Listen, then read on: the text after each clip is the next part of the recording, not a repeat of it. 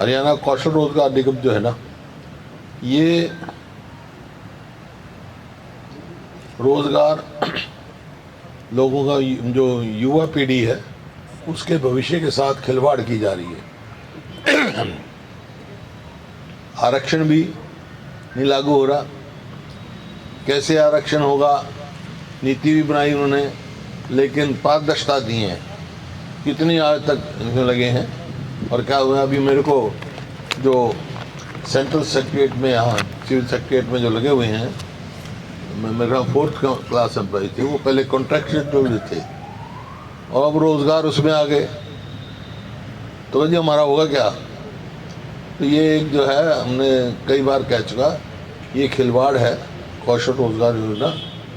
सरकार से सवाल है मेरे कि ये फिर इसका करा क्या जाए जी, ये है तो खिलवाड़, तो इसकी क्या डिमांड है आप बताऊंगा तो मेरी पूरी सुन ले। ज़्यादा फिर मैं पूछता हूँ जब तक तुम बताओ, जब मैं करता हूँ तो पीछने लग जाता है। सवाल बाद में जो हो तो पूछना।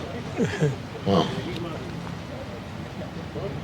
सरकार ये बताए कि कौशल रोजगार के तहत कर्मचारी भर्ती किए गए, क्या इनमें स्थान पर पक्की भर्ती भी की जाएगी? इनके स्थान पे अगर पक्की भर्ती की जाएगी तो इन कर्मचारियों के लिए सरकार ने क्या प्रावधान? कुल मिलाकर जो है कौशल रोजगार निगम जो है युवाओं के भविष्य के साथ खिलवाड़ है। यह सरकार इस निगम के जरिए प्रदेश के युवाओं का शोषण कर रही है। यह निगम भ्रष्टाचार का अड्डा बन चुका है। आपने देखा वहाँ के IAS अफसर भी पकड़े गए उसी में, जिसकी सरकार स्वयं ठेकेदार हुए। खुद ठेकेदार कॉन्ट्रेक्चुअल सिस्टम खत्म करने के बहाने पे खुद सरकार ठेकेदार का काम करने लगी। इसमें संवैधानिक कॉन्स्टिट्यूशनल जो रूल है के अनुसार ना धरातल पर आरक्षण का प्रावधान है, ना ही मेरिट है, ना तो मेरिट है, इसमें कोई ट्रांसपेरेंसी नहीं है, ना कोई मतलब कॉन्स्टिट्यूशनल जो रिजर्वेशन वो है वो उसका वो कोई है, योग्यता का कुछ नहीं है, पारदर्शिता ही नहीं है। यहाँ पर जो मिनिस्टर बैठे हैं या कोई बैठे हैं सरकार में, उनके कहने से ये सिलेक्शन हो रही है। तो ये लोग अहंकार।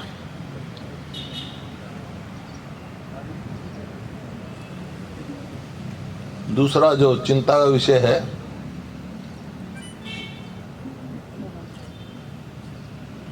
वो जैसा जींद में हुआ,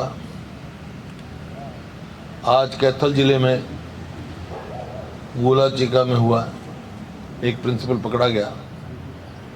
ये बड़ा चिंता का विषय है और इसी वास्ते हमने कहा कि भाई कोई इसकी इंक्वायरी CBI द्वारा की जाए ऊपर तक, क्योंकि अब समझ में नहीं आता। एक प्रिंसिपल पकड़ लिया, लेकिन ऐसे अगर घिनौने कार्य हो रहे हैं तो क्या स्टाफ के मेंबर उनको नहीं पता लगेगा?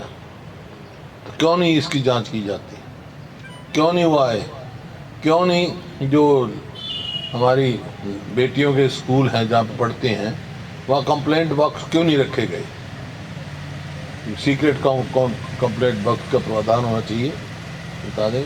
तो वो सारे नहीं रख रहे हैं। जो तीसरी बार हूच हुआ है प्रदेश में नशे के, जहरीली शराब से वहाँ यमुनानगर में, अम्बाला में और उससे पहले पानीपत में हुआ। उस टाइम भी हमने कहा था कि भाई ये इसकी जांच होनी चाहिए इंडिपेंडेंट एजेंसी से, हाई कोर्ट के उसमें सुपरविजन में, क्योंकि इस पे तो SIT पे तो किसी को विश्वास ना आती, इनकी कोई आती नहीं, तय तक जाते नहीं, छोटी मछलियों पे गाज गिरती है।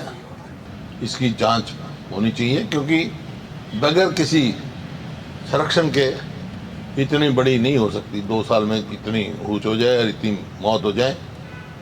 NCRB के जो नए आंकड़े आए हैं उसमें फिर साफ हो गया है कि BJP JJP सरकार में बेटियां सुरक्षित नहीं हैं। दिल्ली और हरियाणा पूरे देश में सबसे अनसेफ महिलाओं के लिए माना गया है।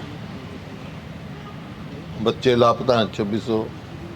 इस प्रकार से आप पूरा देखोगे तो बहुत वो है।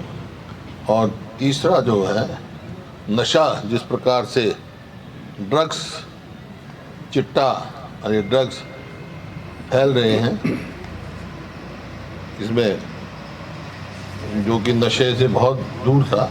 2022 में नशाखोरी के चलते 73 लोगों ने तो आत्महत्या कर ली। 3783 नहीं 3783 हाँ 22 में, हाँ 3783 आत्महत्या हुई नशाखोरी के चलते होगी ना हरियाणा।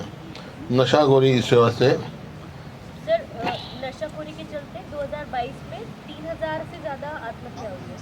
मतलब तो वो टोटल इतनी आत्महत्या हुई हैं। और इसका टाइम नशाखोरी के चलते हरियाणा में 73 लोगों ने आत्महत्या कर ली 2022। हाँ, जबकि पंजाब में ये आंकड़ा 54 है, हिमाचल में 26 है। मतलब पंजाब से ज़्यादा नशा हरियाणा में आ रहा है और ये बड़ा चिंता का मामला है। ये कुल और आत्महत्या है। हैं? ये कुल आत्महत्या है। हाँ, कुल आत्महत्याएं 3783 हुई ना उसमें। इसका मतलब ये है कि, और इसमें जितनी आत्महत्या हुई हैं 61% लोग गरीब आदमी के हुए हैं।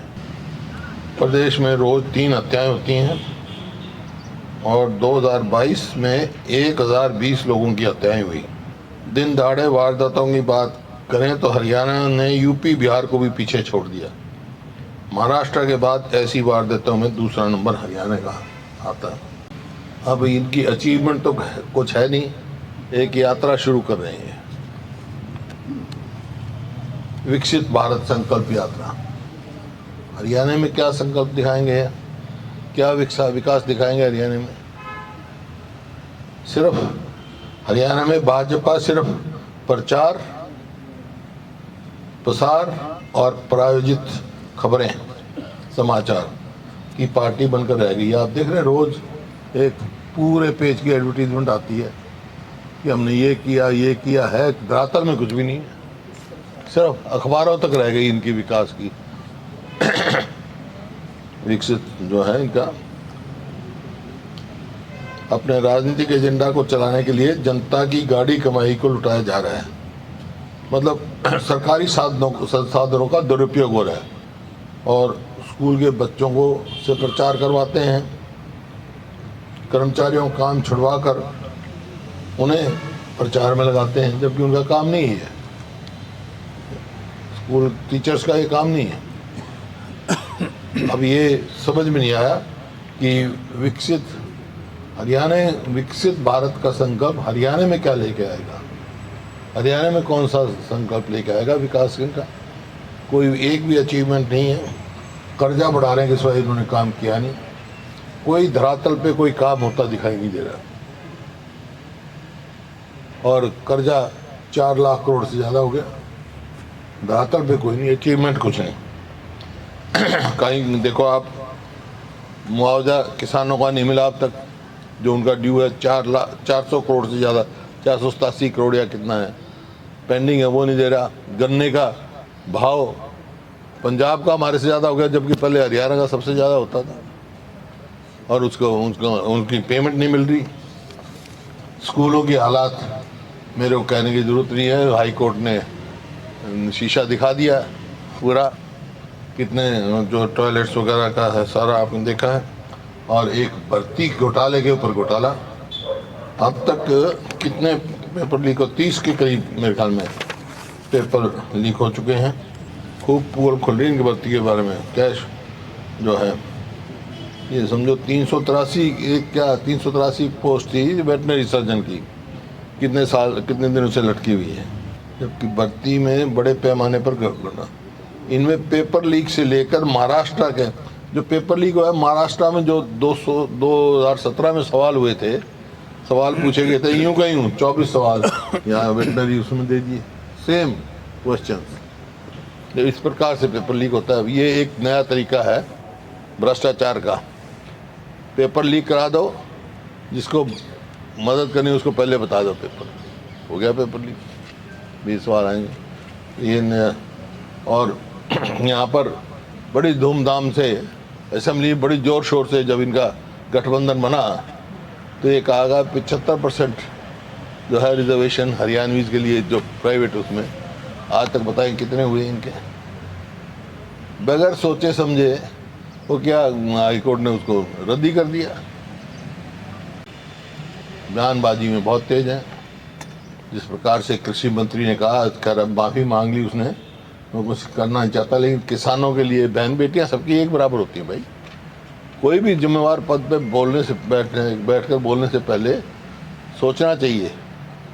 सवाल इस बात का नहीं है, हर व्यक्ति को ये सोचना चाहिए कि वो क्या कहता है, ये नहीं है, ये सोच के नहीं क्या नहीं कहना है सोचना चाहिए। कुछ कह देते हैं, कभी किसी मंत्री की, मुख्यमंत्री की कुछ आ जाता है, बगैर कुछ सोचे समझे ये बात चल रही है। एक जो प्रेस के जो इंडिपेंडेंस है उसके ऊपर भी प्रश्न चिन्ह लग गया है। जैसे पेंशन में कंडीशन लगा दी, बस जब तक कोई दोषी नहीं होगा उसकी पेंशन कैसे काट सकते हैं आप? पत्रकारों को जो पेंशन दी जा रही है उस पर कंडीशन लगाई जा रही है। ये एक किस्म से उनके ऊपर दबाव बनाने का काम किया जा रहा है। ये हमारा कार्यक्रम है जो कल मीटिंग में फैसला हुआ था कि 24 दिसंबर को सिरसा में पब्लिक मीटिंग होगी डिस्ट्रिक्ट लेवल की। 25 दिसंबर को सफेदों में असेंबली लेवल की जो हमारा कार्यक्रम चल रहा है ना, मैं अध्यक्ष जी का जन आक्रोश। 31 दिसंबर को लाडवा में होगी जन आक्रोश। 1 जनवरी में हमारे करनाल में जिला कार्यकर्ता सम्मेलन होंगे। 2 जनवरी को नूह में जिला कार्यकर्ता सम्मेलन। 3 जनवरी को फरीदाबाद में जिला कार्यकर्ता सम्मेलन। 5 को नारनौल में और 6 को गुड़गांव में। ये सब डिस्ट्रिक्ट वर्कर्स की वो है। और 7 जनवरी को जन आक्रोश बड़ौदा हल्के में। 9 जनवरी को जिला कार्यकर्ता सम्मेलन दादरी। 10 को कुरुक्षेत्र। 21 को जन आक्रोश मौलाना पब्लिक मीटिंग। 4 को तिगांव में पब्लिक मीटिंग जन आक्रोश। 28 जनवरी 28 जनवरी बादली पब्लिक मीटिंग। ये हल्के वाइज पब्लिक मीटिंग है, हल्के लेवल की। और 4 जनवरी को तिगांव में। 4 फरवरी तिगांव। 10 फरवरी कलायत। 11 फरवरी होडल। 17 फरवरी स्टेट लेवल का बैकवर्ड सम्मेलन, बैकवर्ड क्लासेस का सम्मेलन होगा हिसार में। और 18 फरवरी को पब्लिक मीटिंग महेंद्रगढ़ में। और 24 फरवरी को स्टेट लेवल पे रविदास जयंती है, उस दिन झज्जर में मनाई जाएगी। ये कार्यक्रम कल तय हुए हैं हमारे।